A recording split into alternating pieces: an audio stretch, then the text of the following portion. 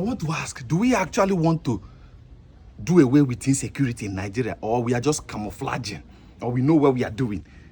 Is it true that we actually want to chase away insecurity in Nigeria and make Nigeria secure? Because since Donald Trump talk say he won't come Nigeria, come fight terrorists where they buy people. He want to come to Nigeria, help Nigeria to buy terrorists. People begin to shout. Some people they agitate. Some people they do protest. I know that now terrorists. You see that now plenty people are terrorists. Oh, I don't understand English. Trump no talk say he won't come Nigeria now and come buy Nigerians or fight war with Nigerians. He talk say he won't come chase terror. Since he no agree us, say we don't dey fight, shout insecurity for Nigeria.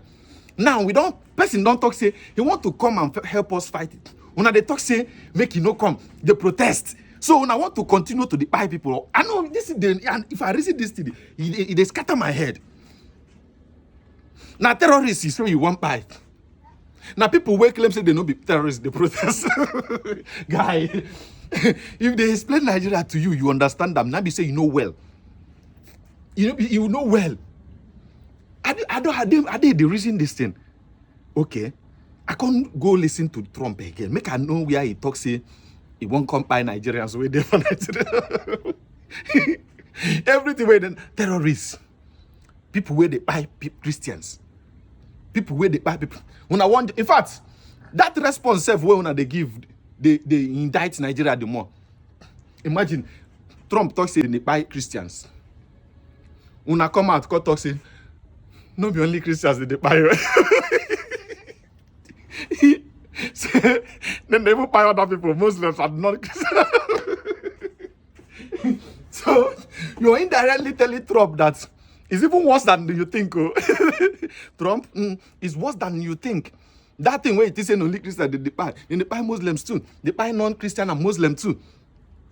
So that means the insecurity in Nigeria say he have you. And yet they tell us say make you no come. So I know waiting to be the balancing. When I know even they try to balance the thing at all. What is the balancing now? I see some people they protest, they talk say they love Christians. They not tell you say now you they buy them. They talk say you get people where get the mind, where be terrorists, where they buy those people. No be you. It is not you in direct where they do protest. Trump is not coming for you. American man is not coming for you. They are coming for terrorists. Maybe for inside bush where they will not talk say then they go come there, come buy them or carry them. However they want to do it. What we want to know, what we want to see now, peaceful country. At least if you walk out for road now, you go there secure. You go no say nobody they come they buy you. If you want sleep, you sleep peacefully. This one, if you sleep, you go open one eye. Any parent, you don't open eye. Huh? What's going on?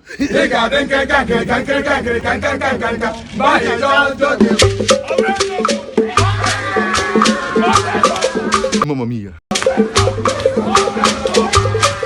Our leaders who are making noise in Abuja, they do a lot of things that are not reported in the media about the North. Let me tell you, even immediately, the problem that Mr. President should note, even in the North, that are not in the media at all. There is a local government in Bauchi State that is Christian-dominated. They call it Tafawa Balewa local government. Okay. You know that under Issa Yuguda as governor, he should hear this. Okay. They unilaterally relocated the headquarters of local government listed in the constitution to Bununu. From Tafawa Balewa to Bununu.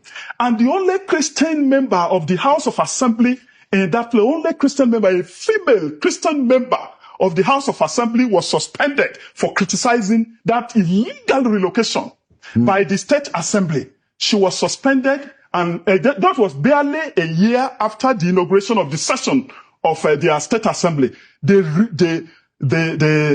They suspended her till the end of that session for 3 years. Wow. Do you know that what you will not read in the media was that they took the case to court, the State High Court sided with the state government against the Constitution. The State High Court. Wow. It was only on 30th September 2025.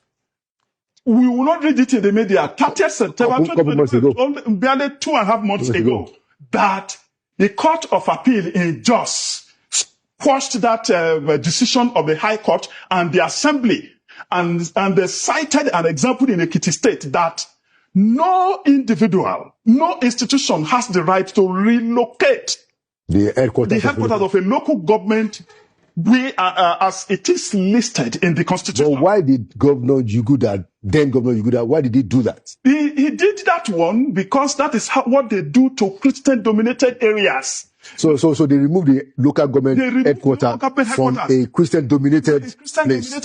To a Muslim-dominated area. So you also have state terror to fight. Our leaders who are making noise in Abuja, they do a lot of things that are not reported in the media about the... There was no Truth Nigeria. There was no media organizations. And you know what was happening to those people? To Lawrence and Masara Kim and all of them? The journalists sitting in the big capital cities, the big cities and in the capital, who were taking the line from the government and didn't have the courage or the integrity or the professionalism or the character or the motivation to go to those frontline villages. They just bought the line from the government that it wasn't really happening, and they bought the line from the U.S. State Department that this is nomadic tribesmen being forced to move from climate change. The Fulani are not really terrorists. Oh, the fact that they're Muslims got nothing to do with it. Because they're nomadic tribesmen, they're looking for other land. They're looking to go somewhere, and that's forcing them to clash with the Christian villages. Nonsense. That's absolute nonsense. That is just an example to you of how climate has been used as a scam. I mean, it's not just fake. It's much worse than that. All of these systems that are being implemented that are so profoundly dishonest, they're systems of control. How do we control the people, control the information and the narrative, and then have that as cover to do whatever it is that we want to do, which, by the way, is to go into Christian villages and not only annihilate people. I mean, in one of the recent attacks that Truth Nigeria has reported on, putting women and children inside cages in the market and burning them alive. I mean, I was sitting down to dinner in my hometown in Texas one Friday night years ago. My husband was with me. It was when we were trying to get the sound of freedom was being blocked because people didn't want child trafficking to be a conversation everyone was having. And we were doing our best to help get that movie put out. And I got a video. I showed it to my husband as we sat down. He couldn't eat. And it was a young 18-year-old girl from Nigeria who was pulled from one of the villages. And as they were slicing off her head, they were digging her baby out of her tummy. And she was well advanced in pregnancy. That's the reality of what, when you put those numbers up and you go before your colleagues in Congress and you put those numbers forward, that's what it means in human terms. I mean, Lawrence once was calling Doug and myself. He's sitting in the back of a meat wagon on the bodies of his friends and neighbors with malaria. Remember, after that he went out with malaria for weeks. I mean, these the courage of the people who are on the front lines reporting this cannot be overstated.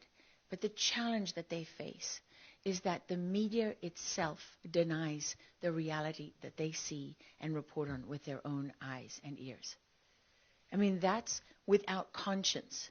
Honestly, I stand before all of you in the National Press Club of the United States of America, the most powerful free nation on earth, where we have First Amendment rights. And I cannot say strongly enough to the press corps, do your job. Do your job. Because we are supposed to be the inspiration and also the safety net for journalists everywhere. It is truly without conscience that you can witness the execution of people and have it denied because journalists are too lazy, too corrupt, too stupid, too cowardly to stand up and tell the truth. That is without conscience.